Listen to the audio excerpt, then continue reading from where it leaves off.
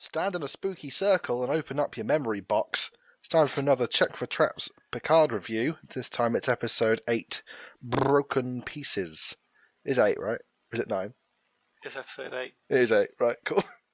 Because I'm getting confused when people say the next one is one episode but a two-parter. I'm like, how many episodes is this thing? But no, it's fine. Our flashback this time was to... Did it have a timestamp on it, or did I just miss it? I didn't write that down. Maybe it did. Yeah, we get Commodore O giving us the synopsis of a previous Star Trek episode that we didn't get to see, where the Romulans found a mysterious system of 8 stars, which has the storehouse of preserved memories from a long-dead precursor race which warned of their doom. And this storehouse is a sort of glowy green IKEA table in a paddling pool. And there's a lot of Romulan females in a circle. We see all the Romulan women that we've been introduced to. So O's there, because I guess she's a Romulan now. Romda, the Romulan, is there. Lieutenant Rat is there. And there's probably another one. O takes us through how the Zhat Vash began, because they found this spooky table. And when you grab it, you get the admonition, which is this long-dead race's sort of, I don't know, time capsule, like you buried in primary school. And it makes you mad, maybe. All the Romulans grab the table, and you get a Mass Effect 1 sort of vision of Data. It's like Data was in it, lots of planets blowing up, fetuses, random bits of science, decay, all that good stuff. Wasn't there a bit where you see Data and then his skin's no longer on and just his robot exoskeleton is there? I think like a robot face turns into Data's big face too. Which it means did Data kill them? It's a bit strange how Data is now such a major player. It's so funny. Well, I think the nutsness is good in their mind. It's like, we're again filtering out the weak. But yeah, no, I did think that this is an imperfect test. The Romulans don't take the information brilliantly. One of them does. Lieutenant Rizzo the Rat is fine, but the rest of them go nuts. One shoots themselves in the head. Which was saying, if you're going to go nuts, why let them bring a gun? One lady just sort of claws her own face off, and another one beats her own head in with a rock. Yeah, she picks up a rock and just smashes her fucking head in like it's nobody's business. Oh, a bit grim. And then Rhonda the Romulan, aka the Ginger Nut, as I've been calling her. She starts pulling her hair out, and then we have the big reveal that it's Rizzo the Rat's auntie. Her auntie. And O says to them, this is why we need to attack Mars. I hope this information is pretty good, because the problem with any fictional thing where it goes, this information is too terrible, it'll make you go mad, and then you learn it and you don't go mad. Whatever. Rizzo is back in the present time, real time. Rhonda the Romulan is on the cube, she's having a nap, and Rizzo is expositioning to her. And, she took them in when they were children, that sort of thing. Then implies that the reason the cube broke was because Rhonda was so crazy that the Borg assimilated all her crazy and then went crazy. It's really lazy writing, isn't it? Shit. I hope that can't be what it is. That can't be. And not a Romulan one, because I don't believe that's peer reviewed. That would be too unsecret. Can't be real. The specific quote is that the cube was broken by the sheer force of your despair. I can't, but no. It must have been something else. That must be what Rat says. Crocobollocks. I won't believe it until a space scientist says. No. Until someone runs a scan or something. No. Because they must assimilate sad people all the time. Yeah, I mean, your world's being destroyed. Sad people, presumably. Yeah, I tell you what, sad. the very last thing you feel before you get assimilated probably isn't going to be anything other than fear or sadness, is it? There was that guy in Voyager that went completely bollock mental and was mad enough to build a Federation starship out of nothing to lure Voyager to try and fire them into the Borg. He must have been pretty despairing. No, Rhonda is so uniquely despairing. It's just the whole idea that someone would see something so horrible that they would immediately try and bash their head in with a rock is utterly absurd. I don't think there's any material anyone could show anyone that would make them go that mad. I mean, it's a pretty classic trope of fiction. Yeah, it's a but it's also just because something's a classic doesn't mean it's not shit. I guess having a dead race's doom downloaded into your brain I think it just always doesn't work because they will just say what it is and I won't go mad. Whereas at least with like Lovecraftian stuff, is that you can't really see it because you're not the character. Yeah, that's what I mean. It's just so not compelling because of that. Compared to like Clockwork Orange or something, where they brainwash him by showing him all that like, horrible shit and they're holding his eyes open and stuff, and he goes a different kind of mad. I feel like that's more of a. But that's just more believable. That's just going on Reddit. That's like that's like conditioning. Like you can I can understand that. Like I can't understand the level of abstraction it would take for me to immediately want to shoot myself in the head. Like it's just like you said, it's lazy writing. It's just the attempt at sort of profundity where there isn't any. Back on the cube, Romulans are chasing Elnor around, and he's found another parkour room. They use a flashbang and run towards him to grab him. They're capturing the guns. But they can't, because they're going to capture him, and Romulan's disruptors don't have a stun setting. They can't stun him. That's a serious flaw. Yeah, it is a flaw. They should get better guns. It's like, why try and capture? He's got a sword. Run towards him and grab him with your hands. But they get him, though. Plan works. Could they not have just disrupted his leg or something? I'm assuming a disruptor works in much like a phaser, right? You can zap him in the face. He deflects it with his blade. Like he's Obi-Wan Kenobi. Yeah. Seven of Nine appears and shoots people, as is her way. That's her that's what now, isn't it? That's what she does now. She is the space lady who shoots people. She used to be like the scientist and the one who had like the really abstract ideas because she'd lived her life partly in a hive mind, but now she's just the hot chick who shoots people. They did seem to remove he did have a big character trait in Voyager a lot of time was she's just quite rude. Yeah. And I suppose just walking in and shooting people continues that. She's still just quite rude. It's very rude. That. If someone shot me, I would consider it rude. Elnor gives her a huggy into the introduction. Yeah. Why? They're best mates now. Have they ever even spoken before the last 24 hours before then? Yeah, they spoke before the heist. Yeah, so before these events, they've basically spoken twice, and now they're like best mates. Well, he's very open, he's happy to see her, and he goes, how do these humans express happiness? A big old huggy. Big old huggy. 7 of 9 doesn't seem like the hugging type, I'll be honest. Yeah. Back on La Serena, and Soji is brought aboard, leading to Rios just kind of staring at her and going a bit wobbly. I'm having a funny five. Yeah, and Picard is like, what the fuck are you doing? Picard is trying to chat to Starfleet, and he wants to go to Deep Space 12, which is a shame, because it could have been 3 less. Rios isn't. Wouldn't that have been sick? That would have been good. Rios isn't paying attention and then just wanders off. So he's rude. 7 of 9 is rude, and then Raffi's also rude. She pulls a gun on Soji. She gets her gat out and starts waving it about. Yeah, she's like, "Look, you brought one spy on aboard already, Picard." And he's like, "What?" And then it turns out that they've found out that Agnes was doing it all along. And Picard just kind of like, oh dear, guess I'll go downstairs. EMH reports to him that Agnes turned himself off, which means that the EMH didn't just turn himself back on and tell them earlier. Yep, why? Do we know why? Did she disable him for a long period of time? EMH. Maybe they doesn't have maybe they can't turn themselves on, but they do. Yeah. Anyway.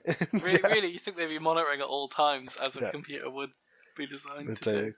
But her little stunt last time with the seizure seems to have worked. She is no longer emitting beam-out signals from her super blood. She's no longer Romulizing like she has been for the last few episodes. No. And Narek has gone off their scopes. Well, the pacing in this segment was really odd. It was very fast. Yeah, Picard does some staring. Back in his study, Admiral Clancy's back. She does the big swear again. It's cool. That's her character trait. She says "fuck" once a scene. Shut the fuck up, Picard. Good. Tell him. She does love to swear. She's a really shit character in the book as well. Oh, to be fair, I think old Picard does need to be told to shut the fuck up occasionally. Yeah, but I'm not. But that's the thing, and I don't feel happy when she does it, which is I'm an easy lay for telling Picard to shut the fuck up in this show. But... Yeah, just weird dialogue here as well. He's like, "I want a squadron." He's like, "Jean-Luc," and then Clancy. He gets his squadron though. Squadron will meet him at Deep Space 12. Yes. Squadron of what? Respect. Shut the fuck up. With all due respect, shut the fuck up. Yeah, exactly. Like, is it going to be a squadron of fucking, massive starships, or a squadron of Horta. single fighters? Yeah. Back on the bridge, Raffi is confiding in the medical hologram, who has a different accent for some reason, because he's not the medical hologram, he's the navigational one, who's got a name now, who's called Enoch. Because Rios has Irish guy. Yeah, Rios has gone fully sulky and has just locked himself in his room. Like an angsty teenager. And so begins this recurring thing of Raffi bouncing between the different holograms, each of whom have a different regional accent. Yeah, this is when the heart of the filler begins. Why on earth would you have a filler episode in a 10-part series, especially when this is the penultimate episode of the 2-part finale? I like the hologram stuff. It is ridiculous, and it is the lamest setup, like her investigating different versions of the character with different accents. I really think they just ran out of ideas and were like, we need another episode, let's just make some bollocks out.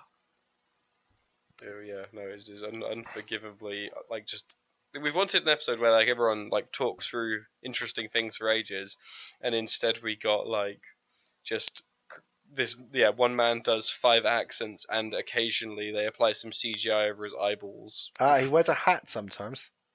He also does wear different hats. Does wear a hat. Oh, actually, Alec, you're a bit of a linguist historian. What did the Scottish people say? Ken? No, understand. Do you ken what I mean? It's very Scots. Okay. We haven't met.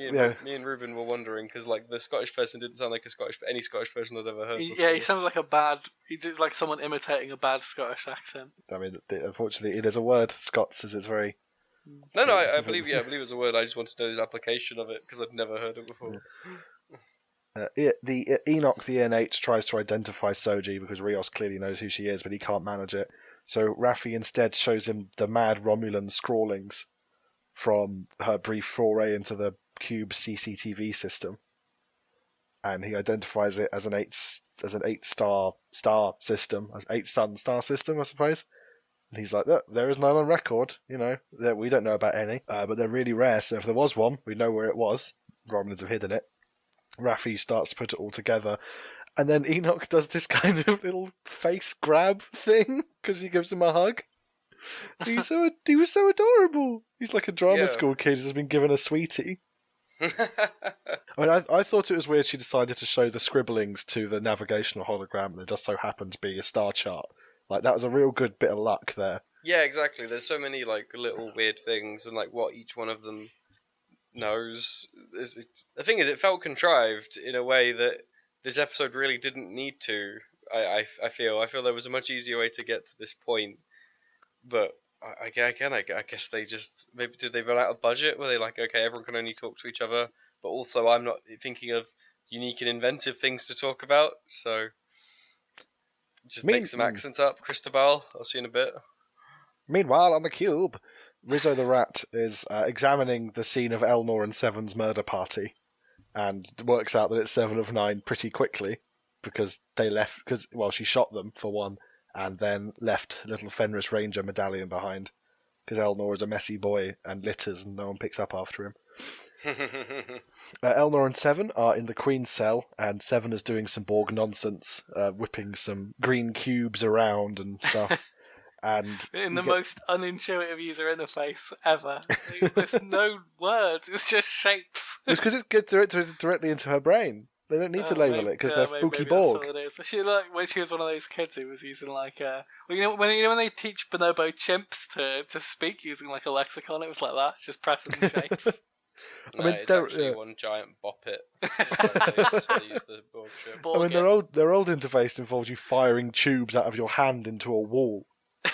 So they're not great. They're not the most great UI designers. Yeah, I feel like if there's anything they should have assimilated, it should have been buttons. They work pretty tried and tested. That's why they want humanity. Yeah, they really have one of them for them buttons. The delicious button technology.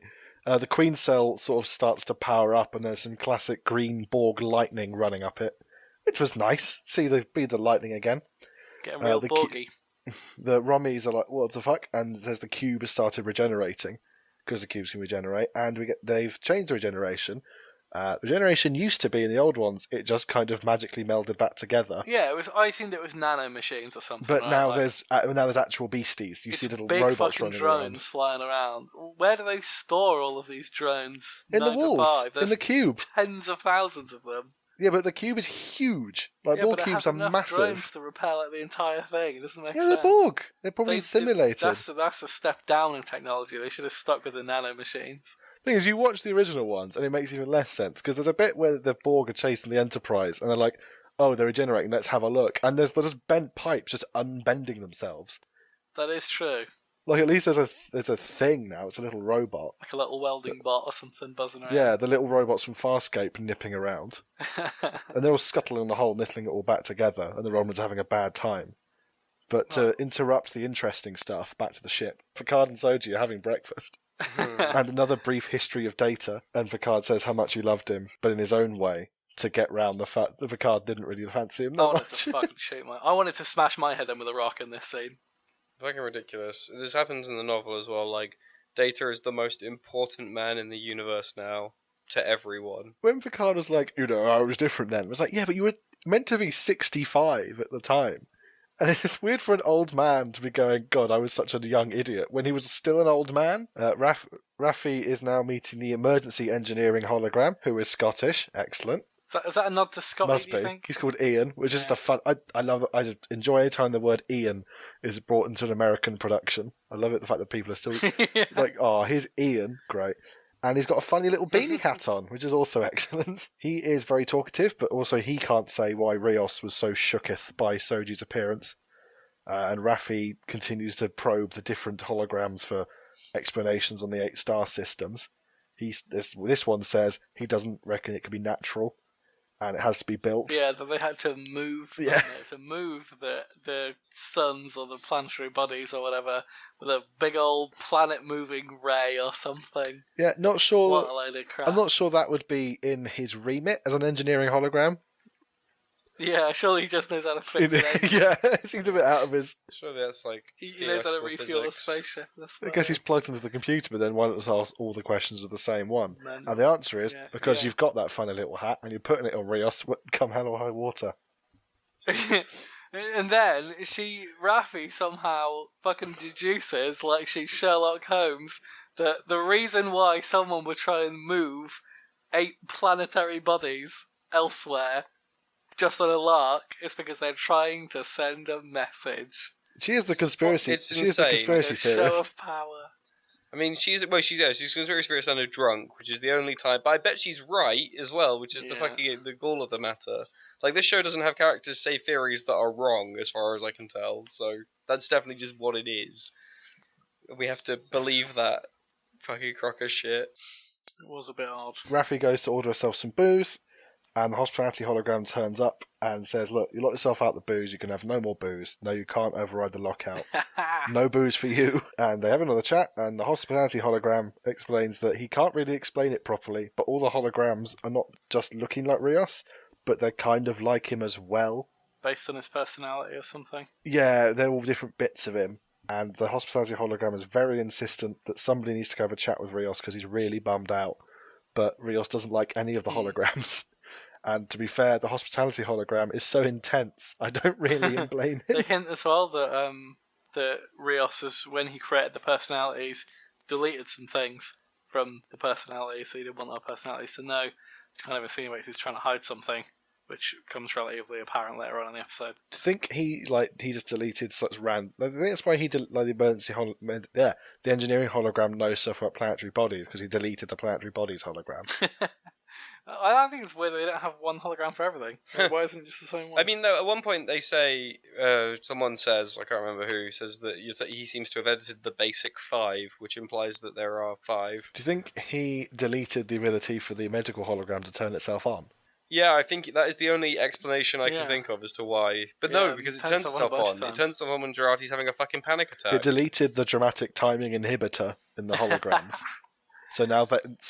They turned off a bit that actually starts with useful information. It just shows up and goes, oh, bloody hell. Yeah, it deleted his decorum protocol. So he's just panicked. He's turned on... Rios, you gave your hologram an anxiety disorder. Yeah, more brandy. But remember, AIs are banned, apparently. Sensor banned, and artificial intelligence is banned, but not these ones. Speaking of brandy, Rios is in his quarters being a miserable shit again. Back on that booze. There's a lot of alcoholism in this, isn't there? I've got a theory that Akiva Goldman is an alcoholic and really needs some help and is projecting through the writing of this script. Where every character's got a drinking problem. For help. But they're just lazy, aren't they? Like, we need to hard code they're all miserable, but we can't be bothered to write dialogue. Yeah, they've got no way of showing that someone is sad. They can't make them act sad. They have to have either a crack problem or a drinking problem. Rios is doing that bad thing you do when you're drunk, where you go through all your ex's Facebook pictures, but he's doing it with his own life. Gets his old Starfleet uniform out of a box and broods at it. Gets out a box of biscuits or something. Cigars. And broods at it. Biscuits. Sat there with some fucking custard creams, like, oh, I remember these. Opens the box of biscuits, it's full of knitting supplies. Grandma, why? Quick thing, do we think Rios is going to end up back in that uniform at some point? Oh, that's a good prediction, maybe. I think because remember when he came on board, he said you're Starfleet to the core, which leads me to believe that he has some unresolved Starfleetdom left in him. Maybe that'll be a season 2, if by some horrible already being filmed, gets mate. Renewed. I think it's already season 2 might open with maybe him getting reintroduced into Starfleet. Opens the biscuit box and there's loads of rank pips, which I thought you only had like 4. Yeah, the max I've ever seen is 4. Well, he's got loads of them in there, hundreds of them. Maybe he's been collecting them from a bunch of other officers, just like scoping them up. Yeah. From the dead. Like a space hitman. He's a hunter killer. Yeah. And there's a photo of young Rios with a captain, and I've then written, was he a gay? Was he a gayist? But turns out no, they were just friends. Father and son, I believe, they had a father paternal relationship. Yeah, likely story. And there's a pencil drawing of him and Soji. Whoa. Dun dun dun. Pretty convenient that Raffi called the one pilot who has a connection to this plot. What an unbelievable coincidence. It's almost like they haven't tried to write a good script at all. It's always quite a coincidence in other series that everything happens when the main crew are on duty. Nothing ever happens when Ensign Billsman is on night watch. I was going to say occasionally there's like an ensign on one of the 2 front consoles that they have to be shooed off for more important people. In TNG they very occasionally have usually it'll be a new ensign who in that same episode will die. It's really a bad sign if it's your first day on the night watch of the bridge. You're going to get fucked. Yeah, if you're sat next to Worf and they're like, well, where's Jordi? Like, I don't know, he's not here right now. They're like, oh dear. And then Worf goes, detecting tachyon signatures. Oh no! Yeah, oh fuck!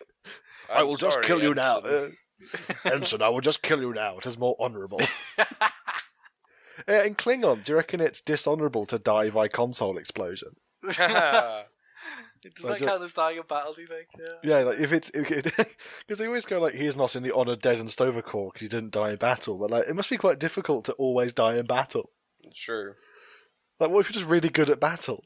Well, they have that thing in the first episode of Enterprise, which I started watching today, where the Vulcans are like, you should let this Klingon, you should take him off life support, so he died in battle after being shot in the chest by a cyber shotgun or something, by a farmer on Earth. But that's not battle, that's just being shot. Well, yeah, exactly, and it's like, does it count as dying in battle if they take you off life support 27 hours later? He lost the battle with his own lungs. Yeah. It really made me, consider what dying in battle entails. Well, I guess like if you've been inadvertently killed by an enemy, I guess that's the stipulation. But okay. It does get a bit of a fine line, doesn't it? Like you said, 27 hours is a long old time. Back to the cube, very briefly. Seven has a big Marauder's map diagram of all the drones in stasis, and she could wake them up and form a mini collective and become a mini ball queen. To which Elnor responds, "Yeah, you should do that. That sounds sick." Yeah, what could possibly go wrong? Response was this? I really like that. He's like, "Yeah, that sounds cool." I was so furious. It does, Elnor. It does sound cool. And Seven says, no, I couldn't do that. It's immoral, and also I might really like it. She's like, no, matter of power, I don't want to do that. And then we just leave the cube again. the actual cube stuff in this would last about 5 minutes, and it was annoying. Yeah. Because that's the only stuff I started caring about at one point. Yep, no, I agree. I mean, the cube is great now that every shit actor is off of it. Well, actually, Elnor's still on it, but no, he's fine. It's fine. Back on La Serena, Raffi is called a meeting of the holograms, and seeing them all just sat around in Picard's holo study was very funny to me.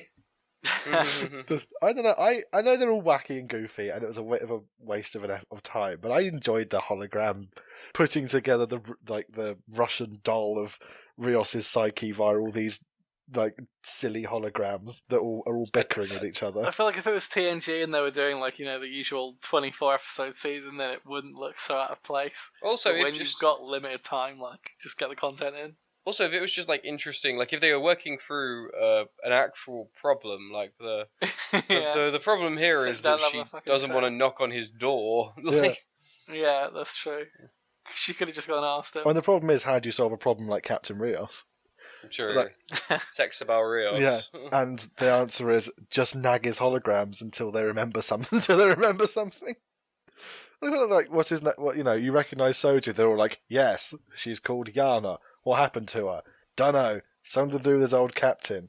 Probably shot himself, we think. Rios then had a breakdown. And everything was classified, but we don't know why. I would like it if they were all speaking in unison for some of this. Yeah, there's that thing where they all twist their head in unison. Yeah. I don't know. I like the hologram stuff. Ian does his Scots, and then Raffi does some cultural imperialism and says that Scots isn't a language, and it is, and she should know better. No, because we've reversed now, because Akiva Goldsman and Alex Kurtzman want everyone to be shit and awful and kill themselves and drink and be racist, so no, we now do that instead. Just because it's funny in 2020 doesn't make it funny in 2,400 and something. She wouldn't even know what Scots is. She'd be like, the fuck is this? Yeah. Agnes has woken up. Her tracking blood's been turned off. Agnes expositions to him about what O did to her, that she mind melded. I think they then say that she's half Romulan, half Vulcan, because Romulans can't mind. Yeah, they do. I didn't want to. Be happier, be proud of me, Alec. I could have said that when she was introduced earlier in the episode, and I was like, no, I'm going to wait for the chronological point in the episode. Yeah, because then she's a Romulan there, but I was like, but she can't be a Romulan, because yeah, no, fair enough, she's half Romulan and half Vulcan. Fair enough. She mind melded the admonition into her, and it made her go nuts. And, the society that they absorbed said, there's a threshold regarding synthetic life, beyond which somebody turns up and shoots you. Second Mass Effect reference, like the Reapers from Mass Effect. It's also a thing in Stellaris where hyper-advanced civilization will police your actions if they deem you to be getting too advanced. So again, I guess it's interesting, but... Or in Hitchhiker's Guide to the Galaxy, the Vorgons will turn up to blow your planet up to make a bypass. I was about to say that's because that was more of a bureaucratic consideration more than anything humanity had done. But it's still really funny. They're at the yeah. So we're at the threshold of hell, and Soji has been eavesdropping, which is rude. Everyone's rude, and says that no, I am the threshold. It's me. I'm Soji, the destroyer. Anything apart from me is real bad. Meet back to Rios. He's being a big sack of sad. It explains that Vandermeer was his father figure, but also a murderer. Well, this is when we've got the sexy jazz. We've got the sexy lighting. We're doing some sexy drinking. In the middle of this, it goes back to Agnes, who's giving Soji the same android quiz that the girl Kestra was in the last one. Yeah, a lot of repeated dialogue. I mean, let's focus on bodily fluids, I suppose. Sure. More like, what do you do when you're sad? And Soji goes, I cry. What do you do when, you do this? I go to bed. And she's like, oh, you go to bed? That's nuts. What a mad lad. Big old nerd. Rios explains that the Ibn Majid was on a diplomatic mission to do some first contact with some aliens in another Star Trek episode that we didn't get to see, but is explained to us secondhand. One of them was Yana, Soji, whatever. They welcome them aboard. The other android he said was called, Delicate Flower? Pretty Flower? Yeah, it was like a Native American name or something, right? I don't understand why. Yeah, it'd be interesting to see what he looks like. Yeah. And I really hope he just looks exactly like Data, because I find it very funny that no one recognised him. He's Data, but he's got Chakotay's face paint. and a little feather stuck to his head. I was wondering if perhaps the reason... It's a disguise. I was wondering if perhaps the reason he has that name is because he's based on someone from the planet that Maddox was hiding out in. I didn't know if that could be it.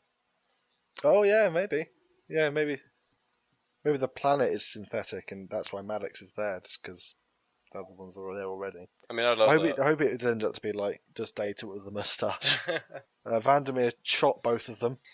He was under orders from Starfleet security, who said, either you shoot both of them or we will destroy the ship. Rios then shouted at Captain Vandermeer so hard that Vandermeer shot himself. Which is that's a real good charisma roll. Yeah, right. It's pretty mad. I think the first sign that someone might not be legitimate is that they pop two strangers out of nowhere and then shoot themselves. Like, that's quite a big... Oh, maybe there's something at play here and he wasn't on a secret mission from Starfleet. I mean, he didn't shoot himself. I thought it was like a bang bang, oh shit, I've just killed these people, kill myself situation. No, it's like, because Vandermeer explains to Rios what's going on, that he had to kill them all. Starfleet told me to do it. Destroy the ship with all hands to make sure that these two... Yeah, that otherwise they destroy the ship, and that's why Rios then covered it up, because he's like, well, I have to cover it up, or they're going to blow up the ship. And that's why he's so like, the Starfleet is bad and tortured, etc. But while all this is going on, obviously, and we've got the sexy jazz, and we've got the sexy lighting, and we've got the sexy drinking, there's a little sexy hand rub, and then there's a sexy face rub, and at this point I was like, this is it, they're going to fucking bone. And you all laughed at me, look who's laughing now, right there, this is it, it's happening. And then I was completely wrong, and maybe it's not going to happen at all. Sexy face and hand rubs that your friends do. No, they're just bros. It's just good platonic contact, something we've got away from. We've come full circle. In the future, everyone's just constantly stroking each other's faces. Yeah. In the Victorian times, there's loads of pictures of just guys being dudes, hanging out, sitting out on each other's laps and holding hands. Agnes and Soji are still discussing whether or not Soji counts as a person. And Agnes decides, yes, you are a person. I'm not going to kill you anymore. Because she's the worst spy. She is. She's awful at this. I mean, she really is. Why Commander O picked her? I do not know. I mean, okay, fair enough, she did her job.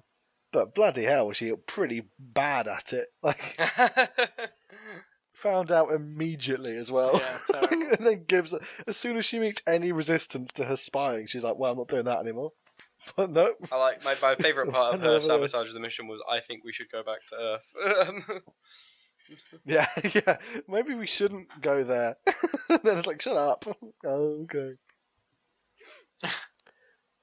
Back to the cube, and Rat is murdering all the XBs just by shooting them lots. She shoots them so much her gun breaks. That's how much. Oh, she calls the phaser a gun as well. It's a disruptor. That doesn't. They never call it a fucking gun, do they? What are they, bollocks? Give me your weapon. Yeah, it is. I should just call it a gun. That is weird. You're right. Yeah, it is weird, isn't it? They usually call it a phaser or a disruptor, or like you said, or a weapon or something. They never call it a gun. If I was being cynical, which I am, I would say that one of the shithead writers who writes this just forgot it wasn't a gun. Yeah, agreed. On 7 and 9's Marauders map, all the lights, because she has the lights showing all the Borg, and all the XPs are going out, and so she's like, right, fuck this, time to Borg. Plugs herself into the USB port of all the spines, all the tentacles come out and spine into her. And her eyes go all Borg Queenie and she gets the voice. She looks in the camera and she ominously goes, "We are Borg." And then it cuts to all the Borg and the Romulans just go, right, open the doors Yeah. and vent all the fuckers into space. Fuck this noise. I was Jack. so annoyed. Yeah. I was like, I was waiting for this. Jettison all them Borgs into space. We don't even get to see a little Borg with a head laser walking down the corridor. None of that. No, even a Romulan gets dragged and then holds conveniently still while tubes go into his neck. None of that. They all just fly out into space. They have an incredible evacuation process, might I say. Like, zero casualties. I mean, that was efficient. I was like, fair enough. I guess like the Romulans know what they're doing, but Christ. If only they'd been so efficient evacuating Romulus. Well, they couldn't open doors to eject all the Remans into space there, so it took much longer. They had to go and shoot them. They could, but it probably wouldn't have a very good success rate. And in the subtitles, it said screeching. Like, what did Borg learn to screech? Yeah, what the fuck? That's really funny. I guess it's meant to be like Seven feeling all the deaths of her people, or her consciousness, like Alec Guinness in A New Hope. It was like the Borg are reeing as they fly Maybe it was into the the Romulans vacuum. screeching, going like, "Ree, look what's happening! Ah, Ree!" Wee, victory! Oh, it's just like, that's it. And then they all just like, you telling me the Borg don't have seatbelts in those things? Like, they've got no contingencies for we've opened the big window that you've installed. Yeah, for some reason. why does that function even exist on the Borg cube in the first place? Why would they intentionally build a means to jettison themselves into space? Space. Oh, something I forgot to mention earlier on when we found out that when Jano was revealed to be also a synth, that's the dumbest fucking smallest world shit ever. How would he have met another synth that looks the same as Soji, and in this entire thing, Rios has never seen a single picture of Soji, not one time, not a single picture of Soji or Daj, never a fucking ID card, nothing. They never had discussed it, even though this is their sole mission. By the way, Rios, if I'm searching for this woman, just in case you happen to come down and, she's around or something. It would be really embarrassing if you didn't know what she looked like. Yeah, they could have they could have prevented a lot of time wasting, but just being, have you seen this chick? Stick her face up on the fridge. This is what we're looking for. How would that have worked? Because he'd have been like, he'd have been like, oh, by the way, Rios, so they welcome on board the mission. Very happy to have you here. Here's a picture of her, and she'd be like, huh. This looks something like someone my captain kid. Oh, it's the Shagger. I've seen that before. Well, he'd go all wobbly and then he wouldn't have been able to get anywhere because he would have just gone. Oh, they'd just been stuck in orbit. Yeah.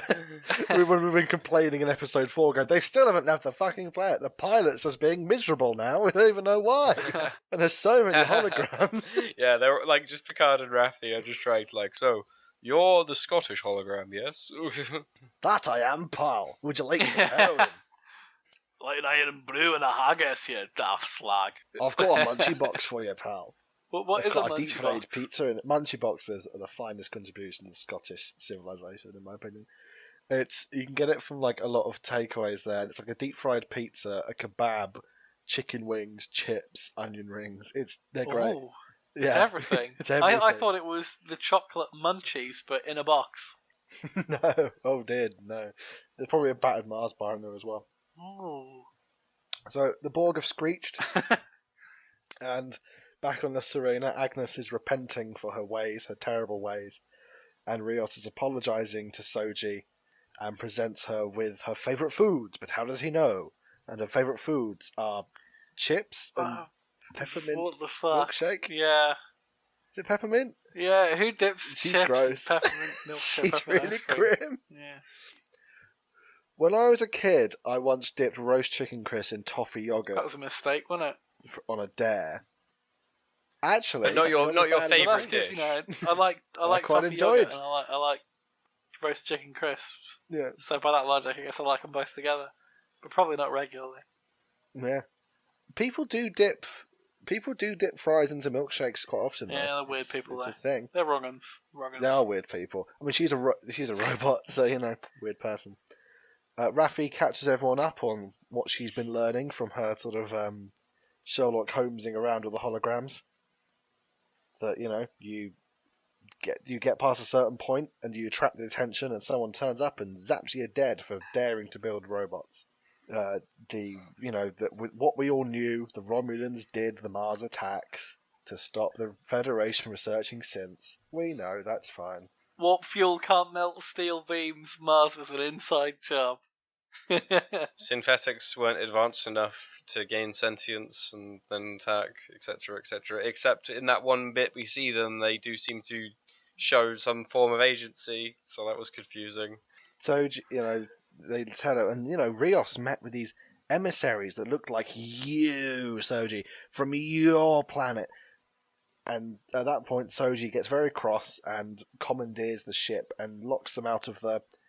it's not really a cockpit. It's more the end of the hall that they're in with the force field. Just the front bit.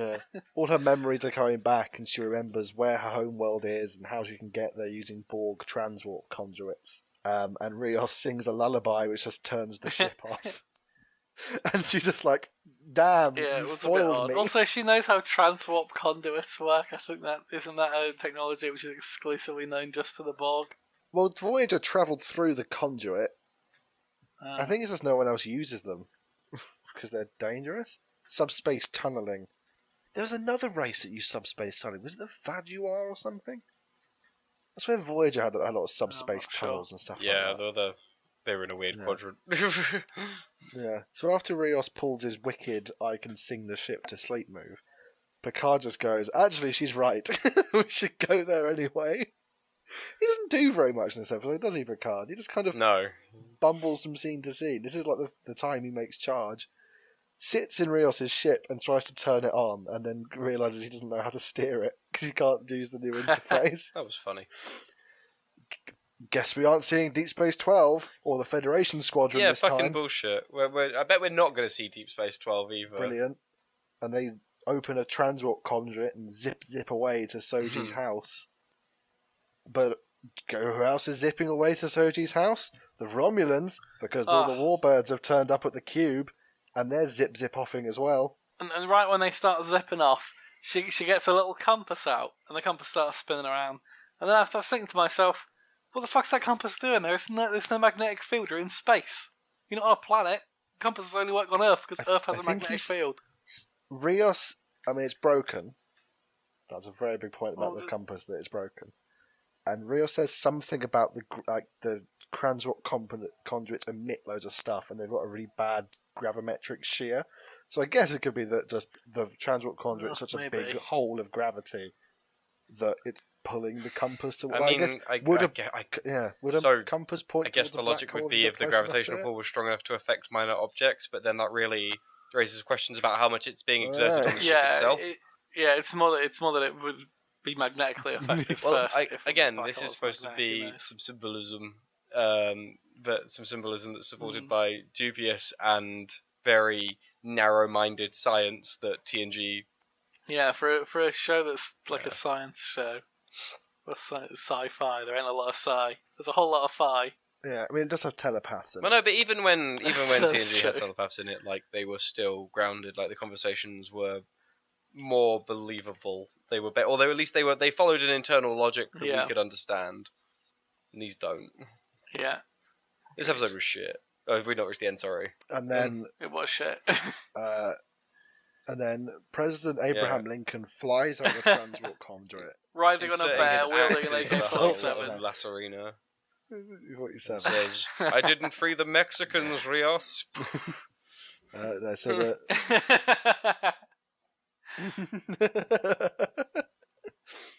the Romulan warbirds are turning up. They look a bit like Reaper drones. They look less spooky and ominous than they used to. They're just kind of grey. I think it's the perspective as well. It's like in the previous birds, in TNG, they're always shot at an angle that makes them look absolutely phenomenally massive. Same with the Klingon warbirds as well. They always look enormous. But the shot here was like they just like little fighter planes, so it's a bit sad. Lieutenant Rat is stropping around the cube, and some XBs jump her, and they go to grab her and just, I don't know, I guess kind of pull her apart or something. But she pulls her signature move of emergency teleport out, assumedly to one of the ships. That guy deserves a fucking raise. He's so good at his job. He's really good at it. He's like, she's fallen over. Oh no, there's loads of things. I'll just bring her aboard. How does he know? It's brilliant. Has he got like a dash cam on her at all points? Yeah.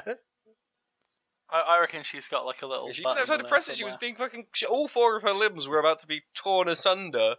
When you join the Tal Shiar, you get two options: the acid tooth or the teleporter tooth.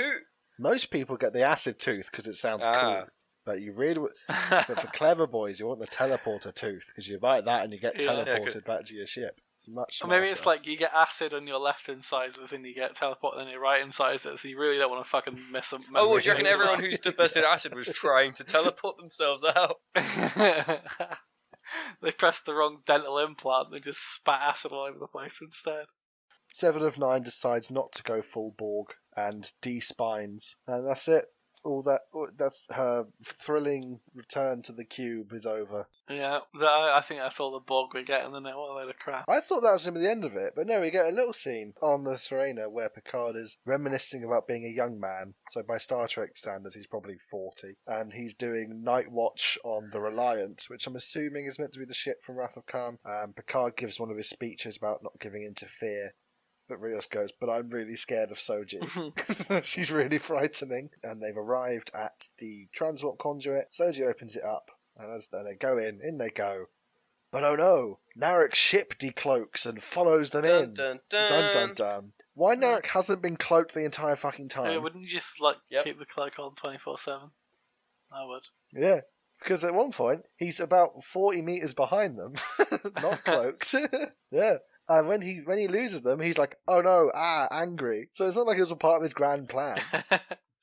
think you have to press a button on your left to turn the cloak on, and he was too busy doing his Rubik's Cube. There's a good bit in I rewatched episode 2 yesterday because I wanted to show Josh how bad it was. And Lieutenant Rat is talking to Commodore Half Vulcan. And she says, like, your favourite operator is working on this case, and I don't trust him because he's a fucking idiot. And you know what? I agree with Commodore Half Vulcan. But then he did manage to seemingly track an untrackable ship again. Yeah. I mean, you say what you want about Narek. He has achieved all of his goals so far, apart from killing Soji. Yeah. And he seems to have turned that around into, I'm going to follow her to her home planet and kill her there. I guess he wants to kill all of them, doesn't he, as well? Make sure there's no extra ones. And he obviously already knows there's multiple ones, so... He only fails up. Well, I guess that's the thing, is like, he is seemingly moderately incompetent, or incompetent enough that people want him tracked constantly, but also seemingly quite incredible. Yeah, he's a savant. I'm not going to bother asking if you liked it, because I know you didn't already. Yeah, we both thought it was fucking crap. No, I also don't really have much more to say about this other than it was crap. I feel like I would be negative otherwise, so if you please offer me... I'm glad you enjoyed it more than us. I'm really glad you enjoyed the hologram thing. Because the thing is, I've wanted a talking episode for ages, and it almost feels like the fucking monkey paw shit, where I got what I wanted, but it was actually fucking shit. Yeah. So... that doesn't feel good. I don't know. I just thought the holograms were funny. No, yeah, I get that that's what they were trying to be, definitely. I didn't engage with them any deeper than that. I was like, haha, voice is funny. That's the thing. I wish I had that because I like to think that I'm not above a bit of haha, voice is funny, but it was just shit. Like they weren't doing anything of merit. Like it was just an arbitrary roadblock. Yeah, nothing was achieved, was it really? I learned nothing about the world. I learned that couldn't have been described to me in a much more succinct manner. Yeah, the only things that were wrapped up were things added this episode, like Janna, and this, like we never knew or cared about it before. So, and especially I recently finished reading the novel as I mentioned last episode, and like there is so much in that could improve the quality of the show immediately if they just spend like 1 minute talking about it.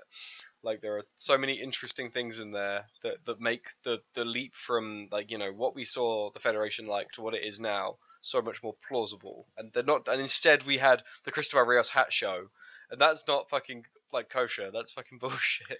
Maybe that's something we should talk about next time. We should have a little comparison of what we could have won. The Aaron Chapman hour of all the little tidbits from the book that could have been. Yeah. Once the show's over, I think I'm going to do that. Yeah. And obviously, if you guys want to attend, that's fine. If you're done with Star Trek Picard, that's also fine. Does the book do the entire series? No. So the book is from the moment that Picard is told about the Romulan star to the moment he is taken off the mission. Oh, okay, right. So it's from the moment that, remember where like we have that scene in like, is it episode 3 where Raffi's like, how'd your bluff go? He's like, they fired me. It's up until that scene, and it goes about like all the like bureaucratics of the mission, the evacuation mission, like how the Simps came into being because of that mission. Loads of great things. Bruce Maddox and Agnes's relationship, a bit creepy considering she's his student, but otherwise fine.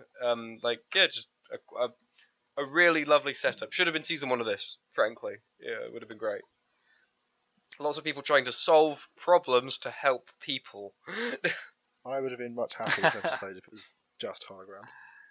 It was just an hour of Raffi having to argue with various, and if there were more, there's like 20 of them. What if there were suddenly holograms of different characters? Like there's some Picard holograms and some Agnes holograms. Oh, the emergency Picard hologram. Because they'd all have even more weird costumes. Like there'd be like the French beret one back, and then there'd be like one, but he's a Nazi. There'd be like all sorts of weird, like whatever Patrick Stewart wanted to dress in, they'd have to give it to him. Oh yeah, they could bring him back as as Dick. What's his face with the detective Tommy he always plays, and he's doing the long goodbye Raymond Chandler shit. Oh yeah, that'd be amazing. Man, that'd be excellent. Fuck this shit. Are we all nice and excited for the end? The 2-parter finale we're gonna get next time. Are we gonna do each half of it? I was actually going to ask you that, guys. It's good. Yeah, let's do this on air. I think it makes sense to do each part because I think I'm going to have a lot of complaints about the second part of this. Yeah. It's nice to know that you're already planning to have complaints. No. I want to love it, honestly, and I like nothing would make me happier than a big old Borg cube Romulan warbird standoff. But I think we're going to get a big bucket of disappointment, but we'll soon find out. I see. Yeah, the bar's set so low that even the 9. slightest bit of excitement will very much please me. Definitely. If they were planning to release both of these together, then I would be like, yeah, they meant for it to be a complete piece, but they're still doing it 1 week at a time, so clearly this is just a stunt, so I'm fine. Or basically what Trek used to do. It's not really a 2-parter in any means, then, is it? It's more like the whole thing is a 10-parter. Yeah. In that same sense. I didn't realise until I was going through TNG again that the Borg one was the first Borg one, Locutus one, is the end of season 3, and the second one is the beginning of season 4. That must have been a really annoying cliffhanger to wait on. Oh, yeah, that's true. Yeah, they do a lot of that in TNG, don't they? Yeah. Oh, man, TNG. Anyway. Better times. Right. Anything else that you'd like to say before we close off? Actually, yeah, sorry. Why did he do this? I was hoping we'd finally learn why he made them all different. So why who made all what different? Well, Cristobal Rios made all the holograms different. Oh, but it's probably because he's fucking bored. Who knows? Oh, one day he was just like, I'm going to make this hologram represent my sense of being Scottish. Yeah, yeah, exactly. You know what would be more entertaining with these holograms if they had silly hats? Did he program in the silly hats? I'm putting get this hologram a beanie immediately. If you could make it look like absolutely anything, wouldn't you make them look like grotesque freaks or like supermodels or like I all of mine would be like, one of them would be like Mario, one of them would be like Master Chief. I just have all sorts of weird shit. Be the holographic crew on my ship. Yeah, but you're on your ship on your own, and like you're careening towards a black hole. You're about to die, and Mario's like, "It looks like a bad one to me, boss." You're like, "Oh no!" I'd have the doctor. My emergency medical hologram would be Pennywise. How fucking terrifying would that be? Like you have a medical emergency, and you wake up, and Pennywise is operating on you. Like Jimmy Savile's your medical doctor. Artificial gravity gets destroyed. He's like, we all float down here. Ah! That one hurt me. Looks like this is the end, Mario. Master Chief, Pennywise, Mickey Mouse. Master Chief, what are you doing in my quarters? Sir, giving you a wank. Fucking Christ. SpongeBob, set a course for Deep Space Nine. You're such a fucking liar. They'd be your weird Korean wifey. as this man's attorney, burn this footage. This is never going to happen. I'm not able to discuss Korean waifus on the air. Well, join us next time for the exciting first part of the conclusion to Star Trek Picard Revolution. Set your phasers to like and subscribe.